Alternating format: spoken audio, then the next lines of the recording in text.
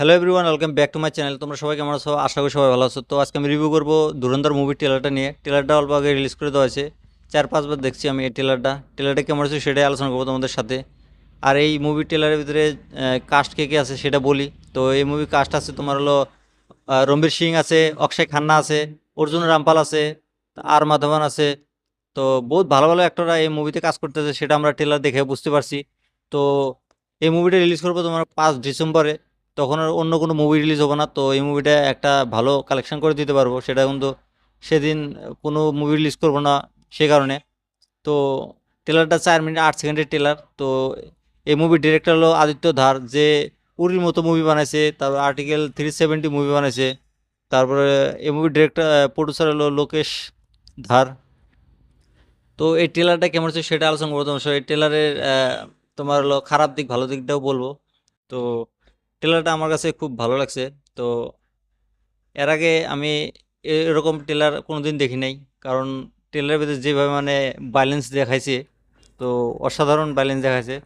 তো এই মুভির ট্রেলারটা শুরু হয় তোমার হলো অর্জুন রামপালকে দিয়ে। তো দেখা যায় অর্জুন রামপাল একটা ইন্ডিয়ান ফৌজিকে মানে তার শরীরের ভিতরে দুনিয়ার বড়শি গাইতে গাইতে মানে ঝুলায় রাখছে, তাকে খুব টর্চার করতেছে। তো সে সেখানে ডায়লগও মারতেছে ইন্ডিয়াকে কিভাবে মানে পরাস্ত করব, আবার ভিতরে মানে মানে বোম টম করবো, মানে এরকম মানে ধরনের বস্তু দেখাইতেছে। তারপরে দেখালো তোমার হলো রণবীর কাপুরকে।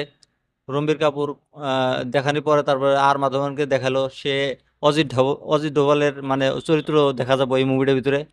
তারপর তোমার হলো অক্ষয় খান্নাকে দেখায়, সে কোনো পলিটিশিয়ান হবো, তো সে একজনকে মার্ডার করতেছে সেরকম দেখাইলো।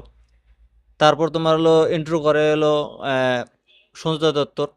তো সেখানে মানে ওকে কিভাবে ইন্ট্রো করে আমি সেটা বলি। তোমার হলো রণবীর সিংকে একটা লোক মানে বলতেছে যে একদিন একটা জিন আর একটা শয়তান মিলে এক্স করছিল।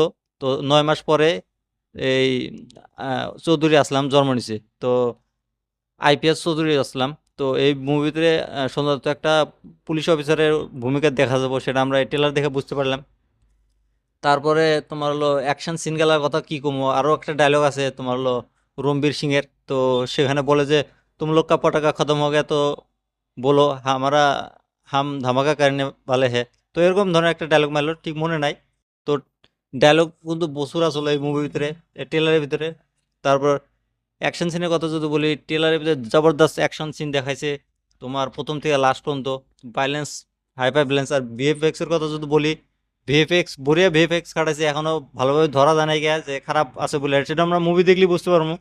তো বাদ বাকি ট্রেলারটা তোমাদের কাছে, তোমরা যদি দেখো না এখনো, ট্রেলারটা যায় দেখো ট্রেলারটা কেমন লাগছে। ট্রেলারটা দেখার পরে আমাকে কমেন্ট করে বলে দাও ট্রেলারটা তোমাদের কাছে কেমন লাগছে। অ্যাকচুয়ালি ট্রেলারটা বহুত বড় হয়ে গেছে। মেন কথা হলো সবাইকে ইন্ট্রো করাইছে না, একটার পর একটা ইন্ট্রো করে করে মানে ট্রেলারটা শেষ করছে। তো ট্রেলারের ভিতরে খালি ইন্ট্রোই বেশি হয়েছে। তো বাকি বহুত বড় বড় কাস্ট আছে ট্রেলারের ভিতরে আমরা দেখলাম। এখন মুভি কেমন হবো না হবো সেটা আমরা বুঝতে পারতেছি না।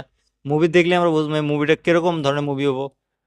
আমার কাছে তো মনে হয় মুভিটা ভালোই হবো। তো ট্রেলারটা যেহেতু ভালো লাগছে, তো বাকি তোমরা বলে দাও আমার এই রিভিউটা কেমন লাগছে, আর আমার এই চ্যানেলটা সাবস্ক্রাইব করে দিতে পারো।